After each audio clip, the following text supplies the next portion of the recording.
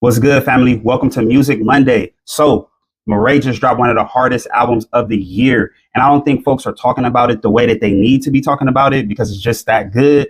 J. Cole just dropped a joint. And I also have like a perspective on him that I haven't given that I would love to get to. And we got some hip hop news to kind of get into and just to briefly discuss. So, without further ado, y'all, let's get into it.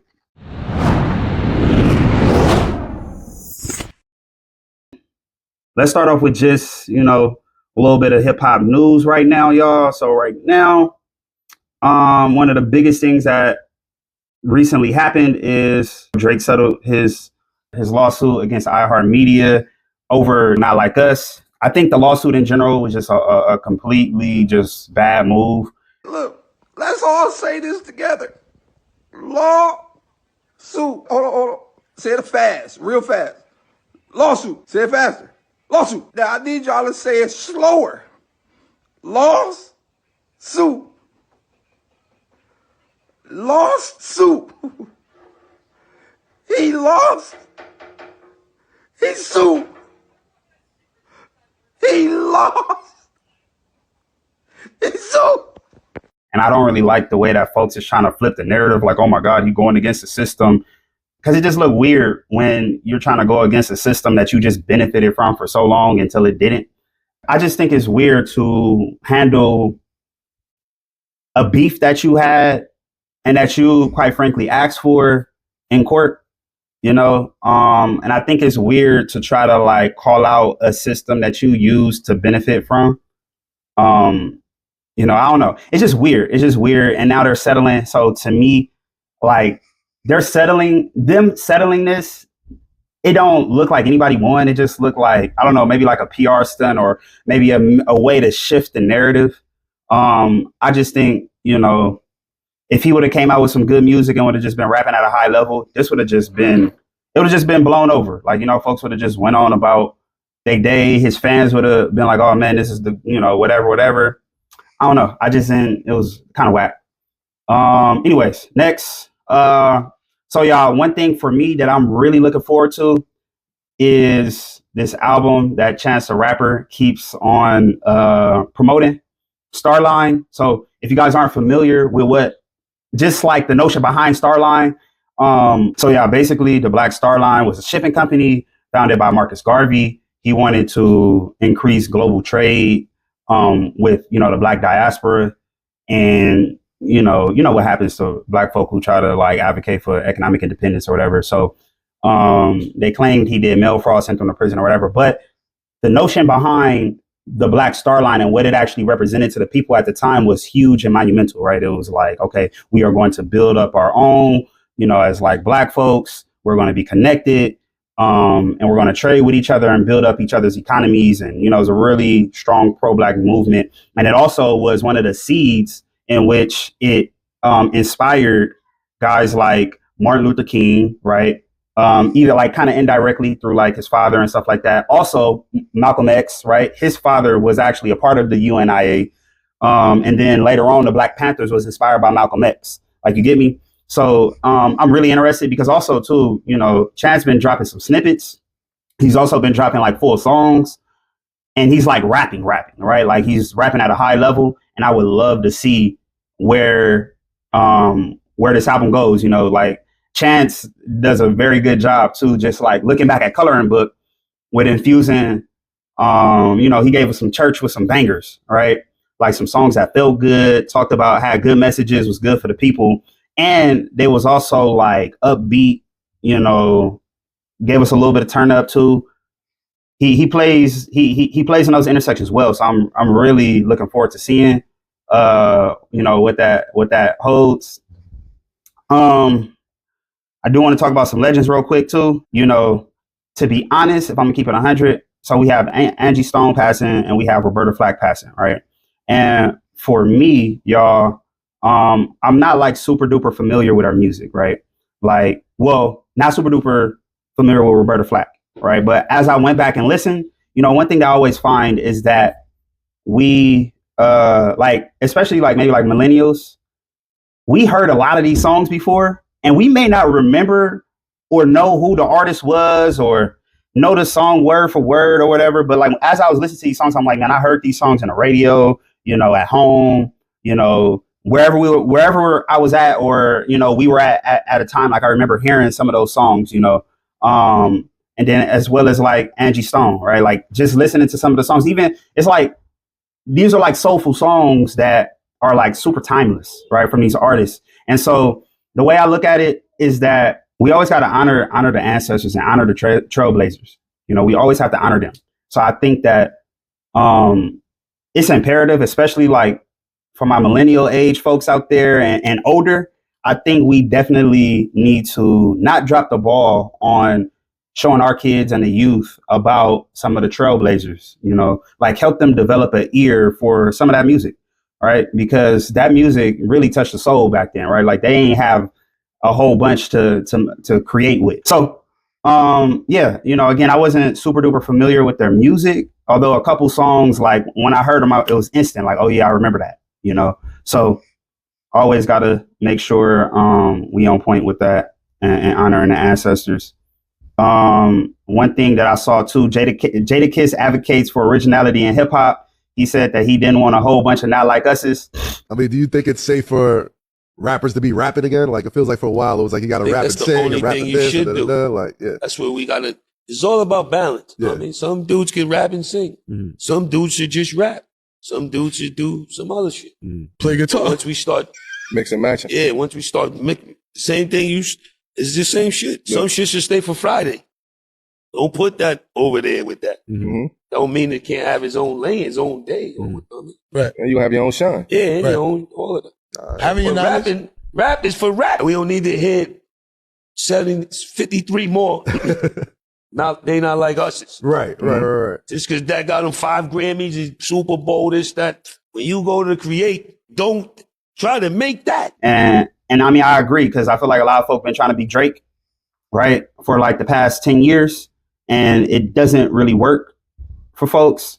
And so if you look at like the 90s and you look at like the 2000s, all of those artists were like completely different, right? Like, I mean, completely different. And because they were so different, there was enough space in hip hop for them because they were so different. I think that like hip hop is getting weird because it's like, seems like it's constricting. But the thing is that the folk who got the talent, got the skill, got the ambition, got the drive is trying to be like 10,000 other people. And I don't know if this is just pushed by the label or pushed by whoever, or I guess maybe it's pushed by capitalism, right? Like folk just trying to like squeeze profit out of something and really forgetting about the soul of these different artists and the styles and stuff like that, because that's really what attracts like these fan bases and really what helps people go big and go viral. Because I mean, just look at it right now, right? When you look at the artists just in hip hop, right? I'll give you like just 3 examples.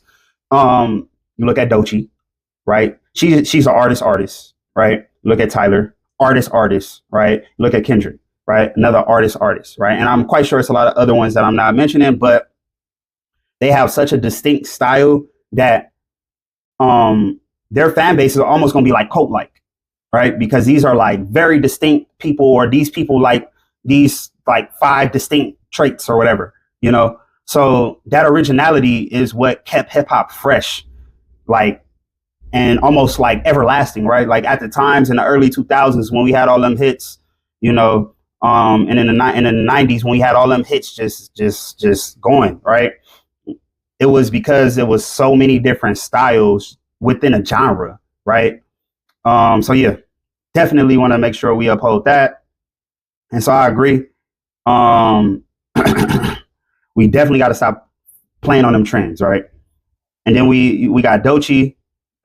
She said that, hip hop is an intellectual art, and I fully agree. And I'm gonna talk a little bit more about that too when I talk about Cole. But rap is very intellectual, even when it's not trying to be intellectual, like just the way that you have to comprise this type of art, like it literally has to, just like when you look at the components of it, right? You have language, you have metaphors, you have similes, you have hyperboles, you have, all these different literary devices that play a part in constructing the music, right? And then on top of that, folks can add experiences, they can add stories, they can add perspectives, they can add messages, they can add depth, they can add all these different things, right? So I think it's very important to realize that it really is an intellectual art. And, you know, I think folks within hip hop also have a duty to uphold that to a degree, right? Like everything don't got to be, you know, super duper high level over the head. But at the same time, I do think that folks, you know, we can elevate it a little bit higher than where it's at. All right, y'all. So one thing I wanted to now, let's get to some of the stuff that I want to talk about. You know, the song Port Antonio by J. Cole, right? When it was so fire. But I'm not gonna lie, on the first listen, I liked it up until he got to the Drake part. I'm not gonna lie to you. I liked the Port Antonio song by J. Cole after I revisited it, right? I had just got so thrown off. I was like, man, like, wow. Like, I guess the beef was still kind of fresh and stuff like that. So I was like, man, I don't want to hear this shit. Like, you know, but when I turned on my ears and I really listened to it, I was like, golly, this is so hard. You know, I was like, man, this is so fire. The things he's saying is just like amazing. The storytelling is crazy combined with his skill level of rap, right? Like, I think he's one of the most skilled rappers like ever. Like, I would love to see J. Cole on a track with Black Thought, like, and them just going head to head, like just telling the greatest stories combined with their skills that they possibly can. And I would love to see like what happens with that, right? Because I think that, man, I think they could do some shit. That Port Antonio is fire, you know, and it really reminded me of like the old Cole, like back in the day, but just 10 times sharper. Because like J. Cole's, I think the thing that caught me with like the warm up and with Friday Night Lights, you know, was the stories, you know, and also with Born Sinners. With Born Sinner, like he was a great rapper, but it was a story. It was the depth, like, you know, the depth in the stories that he said, like, bro, it's lines from Born Sinner that I still can just think of off the top of my head, like song Runaway. Bro, he said, the preacher say that we were made in image of Lord, to which I reply, are you sure? Even a murderer, even a whore, even a nigga running through bitches on tour with a good girl at home folding clothes and shit. She losing faith in him and knows this shit. Like this shit like that, where it ain't got to be overly complex, but golly, the preacher say that we were made in image of Lord, to which I reply, are you sure? Even a murderer, even a whore, even a nigga running through bitches on tour. Come on, man. So like, that's the depth, right? Like that alone is getting somebody who even thinks close to that level. You feel me? Whose mind is close to that level. So when you get to those levels of depth and you combine it with the skills, you're literally blowing people's minds. You feel me? Like, so, you know, and I mean, and I'm not saying that he hasn't done that recently. I'm just saying that, like, I feel like sometimes he gets away from that and maybe he just be having fun or whatever. But man, I want to see more of that combination, right? So the storytelling, the skill, and also, you know, let's just add in the depth, right? So Port Antonio is crazy. And even just thinking about that, you know, I was upset by the Drake stuff, but I ain't gonna lie. Cole is one of the most virtuous rappers ever, right? Like if you read stuff on like Stoicism, if you read stuff on like Hinduism and just like religion and stuff like that, like regardless of whatever religion he is or whatever philosophy he holds tight or aspires to like emulate or embody, he's a very virtuous person, you know, and because of that, like that adds to the depth that he has, because a lot of times you have to kind of like get rid of the external and you have to look within.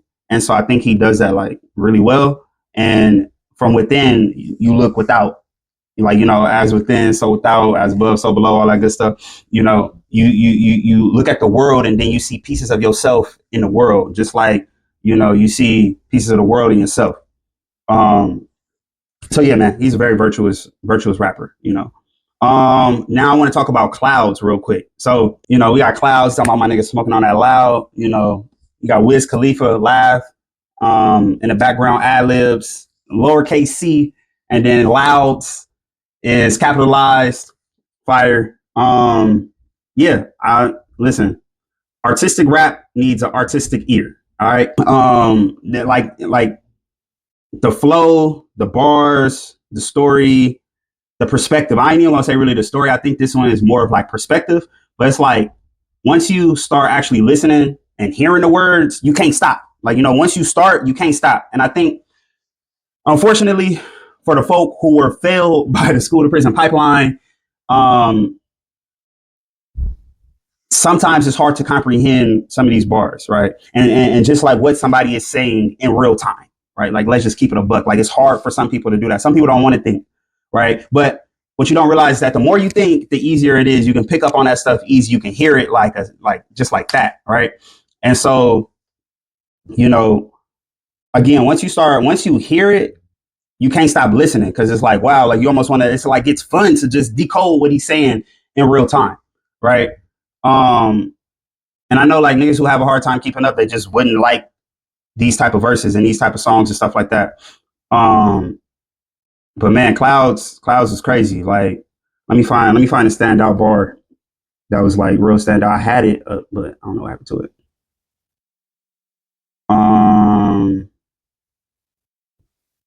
Oh my God, this one right here. When he said, "I'm the son of man, extending the son of man," or we can just start it from the whole top. I'm the bass in your trunk. I'm the bass in your trunk, the bullet that missed Trump, the gun that jammed, because it seemed that God had other plans. The son of man extending his hand to the son of Sam in forgiveness for all of the homicides that we witnessed. Over dramatized, the traumatized with sickness, thrown in the pen and caramelized for richness. And you know, he goes on and on. But you know, the son of Sam, that is like a story. If I'm not mistaken, he was a serial killer. He killed a bunch of folks. So in this one, you know, it's really deep, because, you know, it's like the son of man, right? Like the son of man, human beings, you know, you can look at that religiously and everything, but it's like, and it reminds me of another bar of J. Cole's. So I'm gonna stay on topic, and I'm gonna go to the other bar that it reminds me of. But the son of man extending his hand to the son of Sam in forgiveness for all of the homicides that we witnessed, over dramatized or traumatized with sickness, right? So it's like, bro, it's like having that just holistic understanding of what brings people to do the things that, you know, create negative beings, right? And negative people, right? It's understanding that they were traumatized, and, you know, the things that they went through caused them to be like that, you know? And it's like, bro, like, it's almost like God should understand that, you know? And then let me link this to the other bar that it reminds me of, is when in the song called Change, which is one of my favorite songs by J. Cole, he says, if God is real, he never judge a man, because he knows us all, and therefore he would understand that the bitterness that make a nigga take his brother wife. No, the ignorance that make a nigga take his brother wife, the bitterness and pain that got him beating on his wife. Right. And I'm just like, man, like that song just opened my mind. I mean, that bar alone, just like, it made me think so deeply about like life and how things are ran, and what people believe, and what people think of people and stuff like that. It was so deep, you know? Because I'm like, man, like God, you know, I ain't gonna get philosophical in this, but man, that's one of my favorite bars. Because it goes deep. It definitely goes deep. Now let's get into one of the highlights of like this whole quarter, right? Just hopping in on some post video edits. So recently, 2 albums dropped that I want to talk about. One of those albums being Peterson by Tory Lanez. So, I'm not gonna lie to y'all. I separate the art from the artist, but that is because I believe in redemption, right? I don't believe that people should be canceled. I believe that people should be counseled, right? And people should have an opportunity to grow and learn. But I do recognize that depending on what somebody has done, some folks' redemption arcs are longer than others, right? But when us as a society don't allow folks to have the opportunity to redeem themselves, we push folks into deeper destruction, right? And we see a lot of that happening with how the criminal justice system now throws folks away, and then they come out with like no opportunities, or like not even a pathway to opportunities in some cases. I believe in redemption, and I believe in redemption for everybody, right? Not just Tory Lanez or anybody, right? So again, some folks' redemption arc might be longer than others, right? So, you know, that's to be determined by God, really, right? But I will say, if Tory Lanez did shoot Megan Thee Stallion, in which the courts, the detectives, and the police all confirmed that he did, then he's dead wrong, right?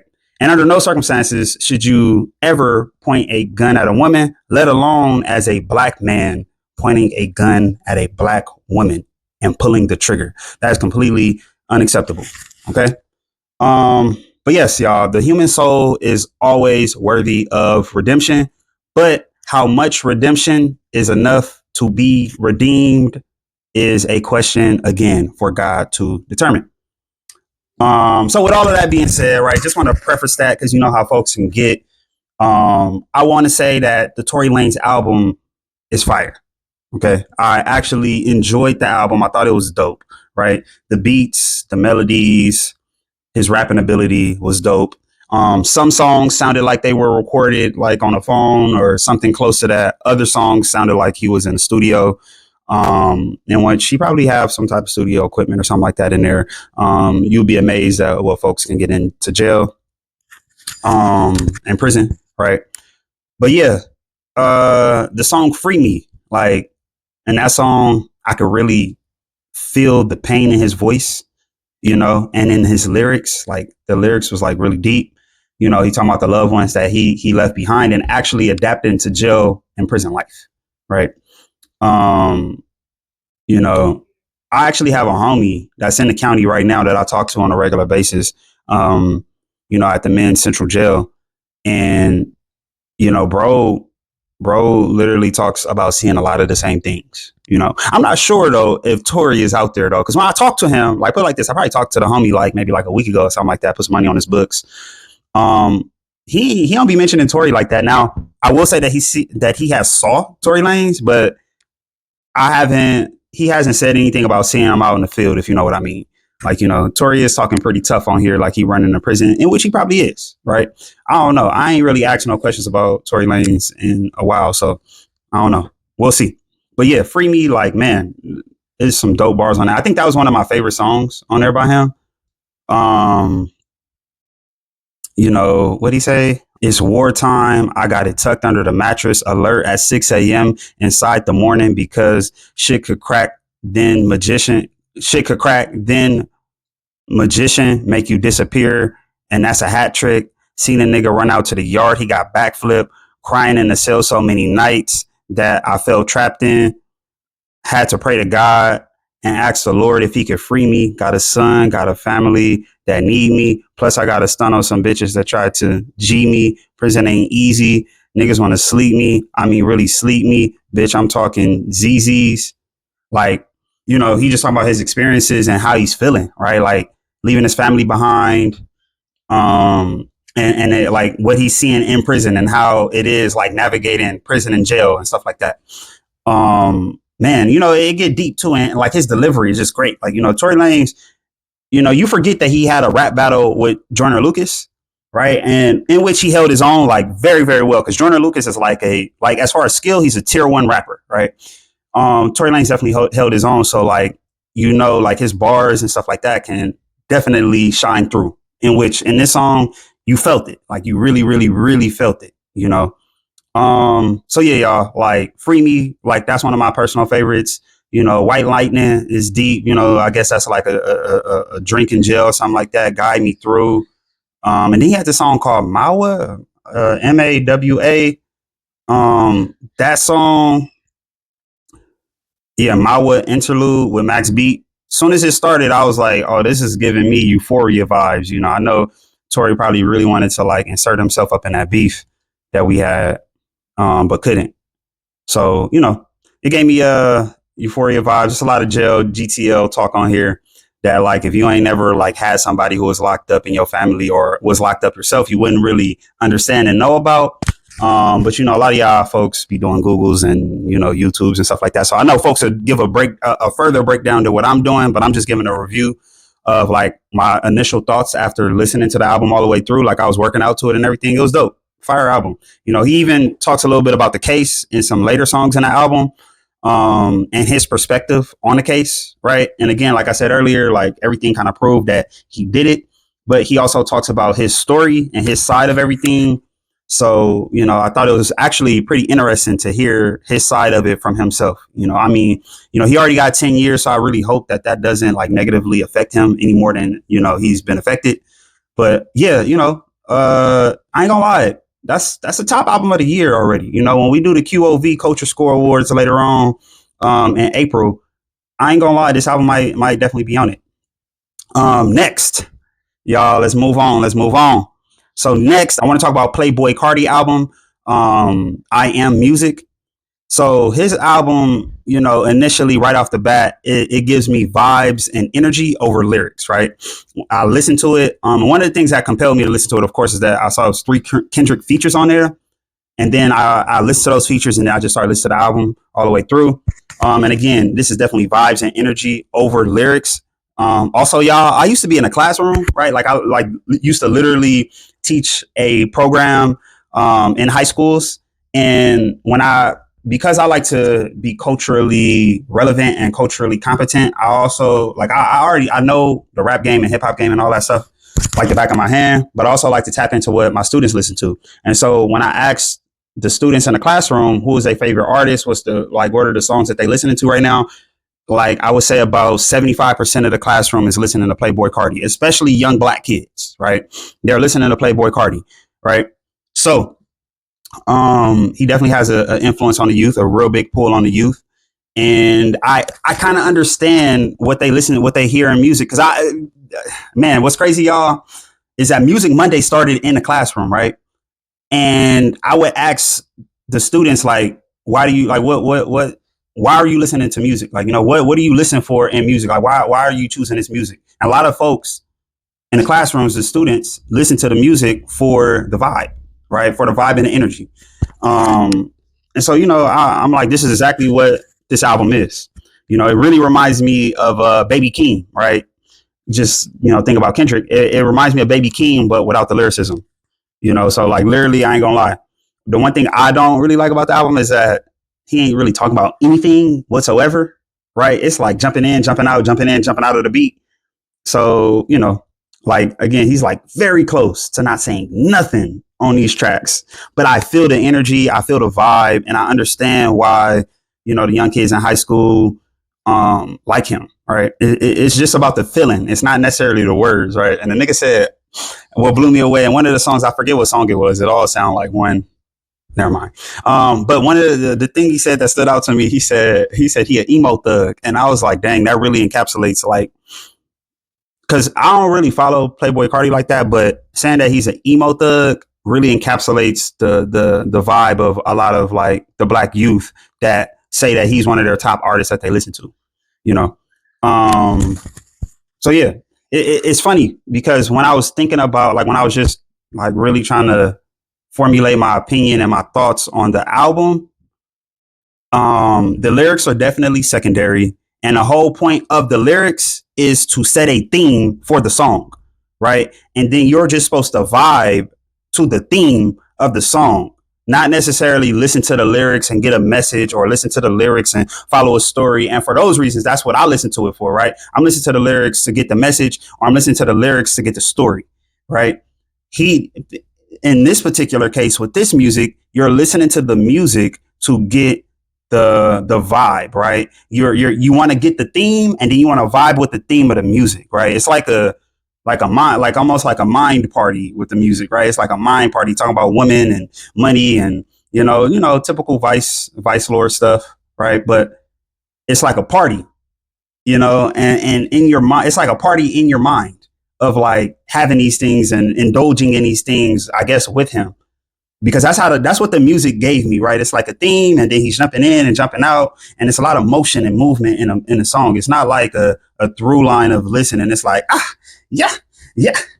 Like this is what the joint was giving me. It's like you hopping in, hopping out, and you got like a theme of like women or money or like sliding on the ops, even though I'm quite sure he like Playboi Carti ain't sliding on the ops. He don't need to, right? So yeah, it was interesting. And the 3 songs with Dot, I think he had like a verse on one of the songs, Good Credit, and then on the other 2 songs, he was just really like ad-libbing, and he was kind of jumping in and out. And I mean, I think Dot was on this album just to have fun. You know, like this is just a fun kid type of album. Like this is a kid album. Like, you feel me? Like, and by kid, I mean like grown kids, right? I'm talking about high school students, right? This is a grown kid album. Like, you know, this is they party music. This is they energy music. This they vibe music. Like, you know, I guess music is changing because, you know, back when I was in high school, we was listening to like YG and we was like kind of partying to like the story. You know, we was partying and vibing with the story that he was telling. It was a tight ass story that YG told, but it just reminds me. I'm just thinking about the differences, right? But yeah, it just sounded like Dot went up in there and just was having fun. Like, you know, just to summarize everything is, you know, I see exactly why. Again, I see why the kids like Playboi Carti. But with no storytelling, no depth, and no substance, it's just a no for me as far as the album goes. But again, I do understand, and it is a vibe though, right? It is a vibe. I'm not going to lie, it's a vibe. Right. When you not listening to the lyrics and you just vibing with the music and you having that mind party I was talking about that the album kind of facilitates, then yes, this is an album for you. Right. And I will say in closing, listening to Kendrick on this actually makes me very excited to hear a Baby Keem album, because Baby Keem does this like mind party joint a little bit, like the little jumpy stuff with the theme, but it's also like lyricism, depth, storytelling, emotions. You know, it's a lot more in there. So yeah, y'all, that's pretty much it for just my thoughts on these albums. I definitely want to just cram these in real quick just to give them a review. Also, one other thing too that I want to add, so I did listen to the Larry June and 2 Chainz album, Life is Great, Life is Beautiful, and I like the message that Larry June has, and I like the stories that he tells. I like the content that he puts into his music. The main thing that I don't like about Larry June, and is his delivery when he's rapping. He just raps way too slow for me. Like, you know, maybe my mind just always moving and stuff like that, but he raps way too slow. And like, I don't know, maybe like now I'm appreciating a lot more complexity. You know, I don't know. It's just my ear, but the album is actually dope too. You know, I think that's a notable album that I should talk about. Right, Life is Beautiful by 2 Chainz and Larry June and Alchemist. You know, dope album. You know, it's just for me, it's just hard to listen to. He just raps too slow, and it's real surface level. But this is good surface level shit that he's rapping about. Like, I listened to the joint, and I got like 1 or 2 songs that I like. But again, you know, that's just how I feel about it. But y'all, that wraps up this, you know, this mid video edit. Yeah, y'all have a good one. Enjoy the rest of the video or the conclusion or whatever. So far, Moray's album, Long Story Short. Oh my God, right? He gave us an album where he literally bodied every track by himself. I would love if he went platinum with no features, like Cole, right? But, bro, for real, like, we got to start having a serious conversation about Moray right now, because he barred all that shit down and he had melodies. And this was like triumphant music, right? This was a triumph, right? There are no melodies of death. There's no vice lord culture or any of that, right? This is personal upliftment at its finest, right?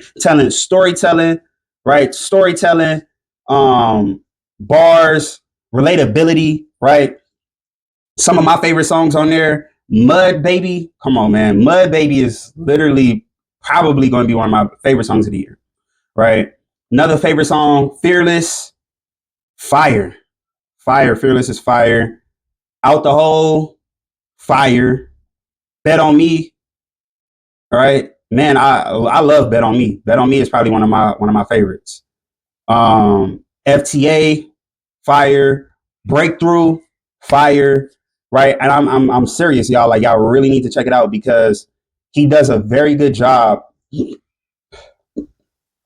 does a very good job of rapping, right? Like, let's get that straight too, because he a lot of times he sings really, really well, but he was rapping really, really well too. Right? I mean, rapping really, really well. Like, it wasn't like no, you know, double entendres and like super intricate rhyme schemes or nothing like that. No, this was top tier storytelling and depth, right? top tier storytelling and depth. So like a very high level. Again, this is one of my favorite projects of the year so far. And one of the biggest reasons too on why it's one of my favorite albums of the year so far is because this album, and this is a topic and this is a thing that I'm going to bring out pretty soon on my with my Thought Thursdays, is the health to harm spectrum. So essentially the health to harm spectrum is something to kind of, it's like a map or, you know, a spectrum or a scale that you could place media on. And it just pretty much anything that, you know, folks consume. So it's like, it has levels. It's like just starting at the top, right? And hardly anything ever gets to this level, but you got like divine, you got extremely healthy, you have neutral, you have potentially harmful, you have harmful, and then you have like destructive, right? And so like, if I'm gonna be honest, I think that Moray's album, it sounds great, right? Melody wise, it is top tier, right? This boy can sing his ass off. So for sure, melody wise, it's great. I mean, it damn near, it's like a ghetto gospel for sure, right? Like the melodies is fire and they're uplifting, right? And they are uplifting, right? We don't have no vice lord type of death culture melodies about killing somebody and taking somebody girl and whatever, right? This is all about betting on yourself, you know, coming from the bottom, but also coming up from there, being fearless, getting out the hole, right? Like these are positive messages and melodies that if you repeat to yourself, you know, you can have potentially positively influence your own personal resilience, right? And these is studies out there that prove this. So ranks high. To me, I would give it a ranking of extremely healthy. So, you know, in the future, when y'all see the health to harm spectrum, y'all can go back and like kind of compare them. But yes, this album is fire. You know, like I said, man, finally, somebody has given us melodies that are very, very good at making melodies that aren't vice lord and death culture, right? So I'm super happy about this. And you know, this is my first Music Monday. So if y'all got to the end of this, if this was interesting, if y'all like my takes, comment below. If y'all don't like my takes, comment below. But if y'all don't like them, do me a favor. Tell me why. Just real brief, right? Tell me why you didn't like them. If you did like them, tell me why you liked them. You know, let's have a discussion. I'm responding to everybody, right? I love me some hip hop music. So, you know, I think that this album, if you go listen to it right now, listen to any song that I mentioned or any of the songs, period, you will like the album. Like, I don't think that there's going to be anybody who dislikes the album. You know, I just think that, you know, if the numbers aren't super high, I feel like that's just because of, you know, his visibility, he a new artist or whatever like that, but definitely a must listen. But with that being said, y'all, that concludes my first Music Monday. If this gave y'all value, like, share, and subscribe for your boy. Help me grow my channel. You know, I'm a new guy out here and I've been wanting to do this for a minute. So now we here and we doing it and we in it. So, you know, again, help your boy out. Without further ado, y'all, peace.